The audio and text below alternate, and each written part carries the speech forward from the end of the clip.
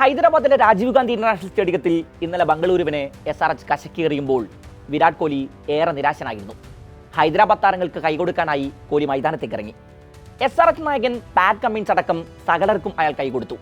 എന്നാൽ Travis head മുന്നിലെത്തിയപ്പോൾ ഒഴിഞ്ഞുമാറി. Aussies താരം shake ഹാൻഡിനായി കൈനീട്ടിക്കിട്ടും Kohli അവഗണിച്ച് മാറിപ്പോകുന്ന ദൃശ്യങ്ങൾ സോഷ്യൽ മീഡിയയിൽ വൈറലായി.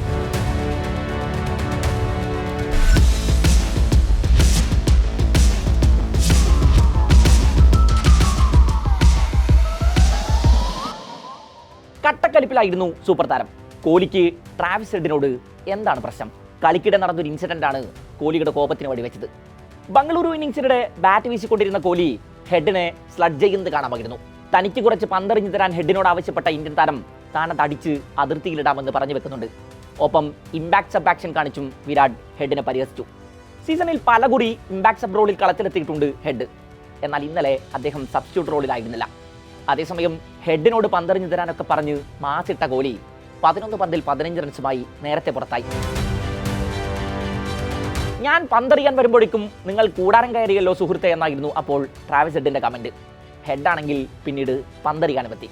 കളിയിൽ ഒരു ഓവർ എറിഞ്ഞ ഹെഡ് RCB ക്യാപ്റ്റൻ രജത് പട്ടീദാറിന്റെ നിർണായക വിക്കറ്റും നേടുന്നുണ്ട്. 7 റൺസാണ് ആകെ വിട്ട് നൽകിയത്. സീസണിൽ ആദ്യമായാണ് ഓസീസ് താരം പന്തെടുക്കുന്നത്. കളി കഴിഞ്ഞ് ട്രാവിസ് ഹെഡിന് കൈകൊടുക്കാതെ പോയ കോഹ്ലിയുടെ നടപടി സ്പോർട്സ്മാൻ സ്പിരിറ്റിന് നിരക്കുന്നതല്ലെന്നാണ് മുൻ ഇന്ത്യൻ താരങ്ങളടക്കം പലരും പറഞ്ഞത്. ഇർഫാൻ പത്താന്റെ കമന്റ് ഇങ്ങനെ: കോഹ്ലിയുടെ സ്ലഡ്ജിങ് വേണമെങ്കിൽ നമുക്ക് കളിയുടെ ആവേശത്തിനിടയിൽ സംഭവിച്ചതാണെന്ന് പറയാം. എന്നാൽ കളിക്ക് ശേഷം അദ്ദേഹം കൈകൊടുക്കാതെ മടങ്ങിയത് ശരിയാണെന്ന് പറയാനാകില്ല. RCBക്കെതിരായ ജയത്തിന് ശേഷം ഹെഡ് സോഷ്യൽ മീഡിയയിൽ ഒരു ചിത്രം പങ്കുവെച്ച് ഇങ്ങനെ തലവാചകം എഴുതി: കീപ് ദ ബോഡി ഗസിംഗ്. ഇത് കോഹ്ലിയെ ഉന്നം വെച്ചുള്ളതാണെന്നാണ് ആരാധകരുടെ പക്ഷം. ഏതായാലും കോഹ്ലിയുടെ നടപടിയെ ഒരു വിധേനയും ന്യായീകരിക്കാനാകില്ല തന്നെ.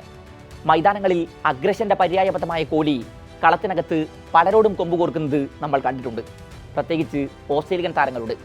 കഴിഞ്ഞ ബോർഡർ ഗവാസ്കർ ട്രോഫിയിലും കോഹ്ലിയുടെ അഗ്രഷൻ വലിയ ചർച്ചയായിരുന്നു.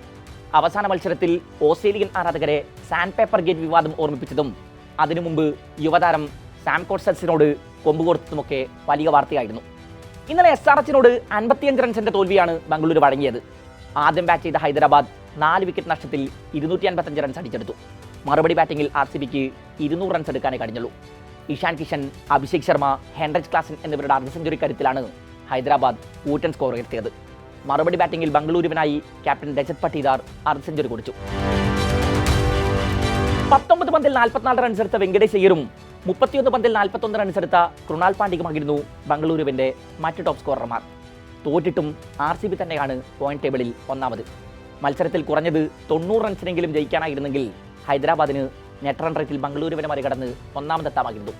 14 മത്സരങ്ങൾ പൂർത്തിയാകുമ്പോൾ RCB, GT, SRH ടീമുകൾക്ക് 18 പോയിന്റ് വീതമാണുള്ളത്. രാജസ്ഥാനാണ് 4ാം സ്ഥാനത്ത്. അടുത്ത മത്സരത്തിൽ മുംബൈയെ വീഴ്ത്തിയാൽ 16 പോയിന്റുമായി രാജസ്ഥാനും പ്ലേ ഓഫ് ഉറപ്പിക്കാം. 5ാം സ്ഥാനത്തുള്ള പഞ്ചാബിന് ഇന്ന് ലക്നൌവിനെ പരാജയപ്പെടുത്തിയാൽ 15 പോയിന്റാകും. ശേഷം രാജസ്ഥാൻ മുംബൈയോട് പരാജയപ്പെട്ടാൽ പഞ്ചാബ് 4ാം സ്ഥാനക്കാരായി പ്ലേ ഓഫിൽ കയറും.